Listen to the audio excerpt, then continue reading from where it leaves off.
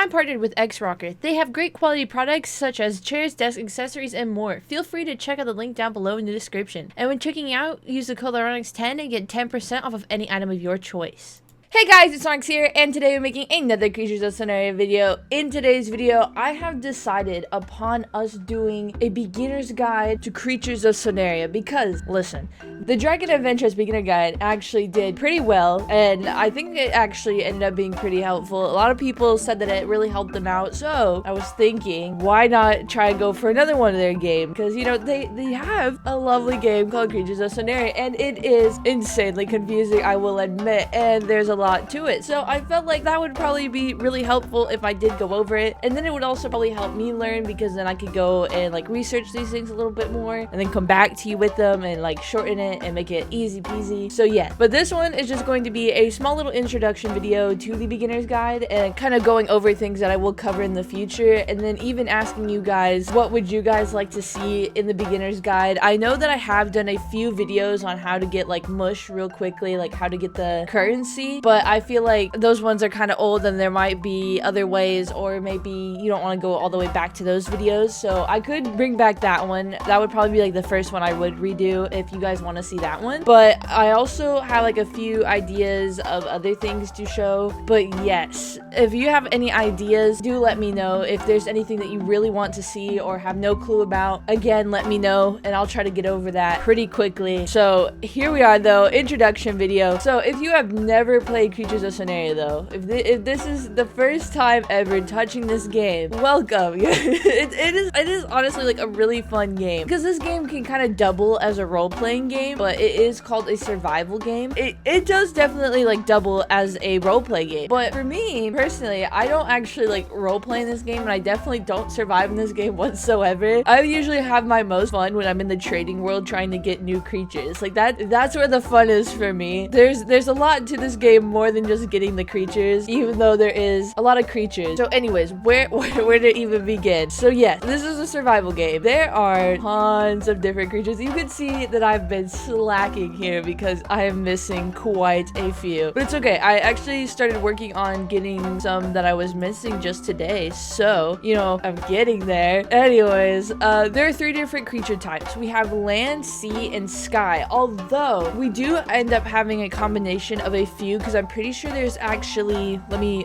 find him real quick. There's actually this guy, which I've actually been told is like a sea and a sky creature mixed together, because I've heard that it can swim like underwater, kind of like a sea creature, but it can also fly on land, which I'm not entirely sure if that's true or not because I have not played as this creature yet. But if it is, then that means we do have combinations of creatures, so that is really fun. Other things to mention, your creature can either be an herbivore, a carnivore, or an omnivore, which it specifies right here what it eats. It's simple: plants, meat, both. So in the game, quick run over that, when you are surviving, you can either kill other creatures. I think there's still NPCs. I don't actually know if they removed NPCs from the game, but there are usually NPCs that you can also kill because they're less difficult than actual people who might attack you back or get mad at you. So in the game, you can actually kill those NPCs or other people, and once they are dead, they turn into meat, and then you can eat them. Oh, what fun. And then there are plants laid out everywhere for those who are herbivores and just want to eat plants,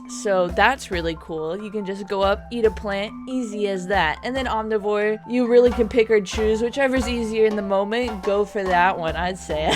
Like, I feel like really just keep going for plants because it's a lot easier and, you know, a lot less of a battle. A lot less of a battle. That is definitely what that is. Another thing to cover, this game has a lot of events. There's actually an event going on right now, which I know very little about because I haven't been keeping up with it because I've been really focused on a lot of other games. So do remember events. Those are usually almost always going on, being honest. There's a lot of events and there will always be event creatures to go with that. So usually we have our regular creatures that will usually just come in the gachas, which you can get in the buy creatures section. Also, you can get some creatures if you go here to the limited creatures area, which is kind of the same thing as the gacha, but you're more likely to obviously get that creature creature, but it does cost a lot more. We do also have some special little creatures here. I'm pretty sure this one was for being like an early player of the game. We do have our dev creatures, which are the ones that you do have to buy with Robux, which are these ones right here. There's quite a few of them. There is also, again, our event creatures, which will usually have a lovely little gradient over them, so you can tell the difference between whether they're just like a regular creature and then if they are, as you see, an event creature, which the event creatures aren't always going to be actually like the rarest creatures. I know that might seem weird, but it's kind of true. They're not always. Let's see, there's this guy here. This is a warden. Okay, yes, wardens too. So wardens actually have blue on top of them. Wardens are usually also pretty big. I feel like they have been event creatures, but they aren't really like a lot of the time considered event creatures. Like this one here is an event creature and it's limited supply. There's a lot going on with that one. This one is a Christmas special and limited supply and a warden. We have this one, which was just a warden because sometimes they'll just bring out a warden. This one I think went along with this guy as being a badge. Yeah, okay, sorry, I'm confusing myself now. And then this one, which one is this one? A mission reward. Okay, sorry. There's so many here. But yeah, so all the ones in yellow are going to be dev creatures. All the ones in blue are going to be your wardens. Anyone with a gradient is usually an event creature of some kind. What is green? See, there's a few that I don't actually know. Just limited supply. Okay, so any with just like a slight hint of green on it is going to be a limited supply creature, which I'm pretty sure makes that also kind of like a rare creature, as we saw with the Boreal Warden here. This one is a warden, a Christmas special, and a limited supply, and a lot of people actually really like this one because of how big it is. So that one is one to look out for if you have any dream creatures on this game. But anyways, yeah, I think that was all of them, right? That one's limited supplies, that one's limited. Okay, I think I got it. And then this one is mission reward. Okay, and then so I have 2 mission rewards here. Cool. Okay, those are the tints of the creatures.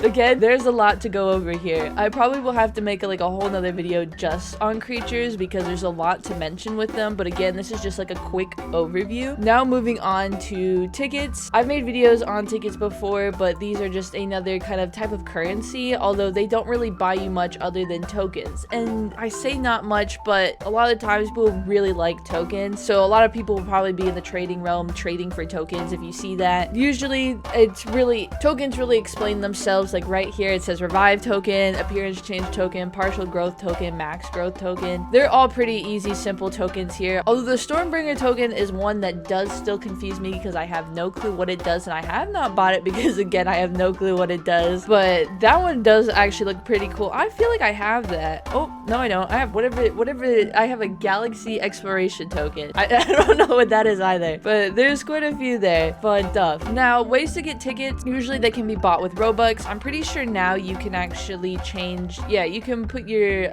shooms in to get tickets. Simple as that. And then there's also the option when you go down to species. If you sell enough of your species, I don't know, but there's a sell option like right behind me. If you sell enough species, it says right down here, again I'm covering it, it says next ticket in 25, which means I have to sell 25 creatures in order to get 1 ticket, which I would not suggest is the best way to get tickets. I would probably just say convert shooms to tickets. Selling your creatures, you could definitely probably sell them to a lot of people in the trade world and get a lot better like than just a ticket for them. So I would definitely suggest that. Just a quick thing. Now, another way to get creatures though. So obviously you can get creatures in the trade realm. There are ways to get creatures here. Gotchas. There is a lot of gotchas here. I am being completely honest. Again, I probably have to make like a whole nother video on just gotchas because this does get confusing too, because we have Robux gotchas, we have random gotchas, and we have time gotchas. There's a lot of gotchas, but they're all really fun and they are pretty self-explanatory too. If any of them are locked, they do tell you how to unlock them. It's really simple. There's another way again to buy creatures. If you go down here to limit creatures, bing bang boom, easy. That was actually a new little story they added. I really like this this store. It is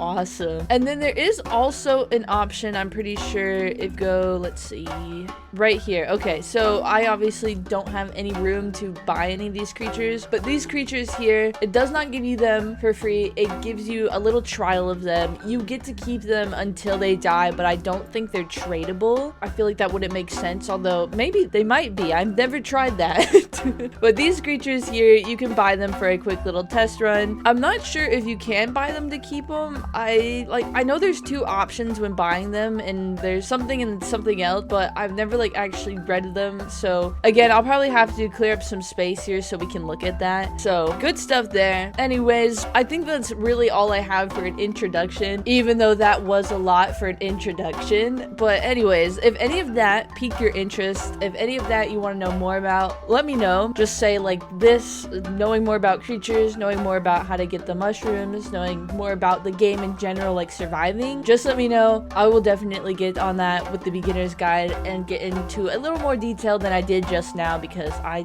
just really skimmed over everything at a very fast pace, so that probably was still a little confusing for a beginner. So again, let me know. And if you guys like this video, make sure to like, subscribe, private live squad, and I'll see you guys in the next video. Bye.